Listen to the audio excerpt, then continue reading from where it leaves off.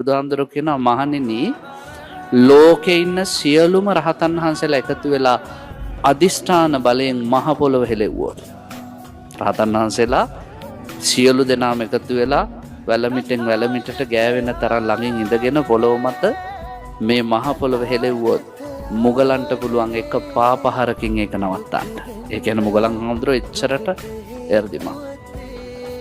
මුගලන් වගේ විශිෂ්ට බල සම්පන්න මහරහතන් වහන්සේලා ළඟ ළඟ ඉඳගෙන ඒගොල්ලන්ගේ 19 මුගලන් හඳුරෝගේ 1000 ලෝකේ චලනය කළොත් පසේ බුදුවරෙට පුළුවන් ඒක එක පාපහරකින් නවත්තන්න.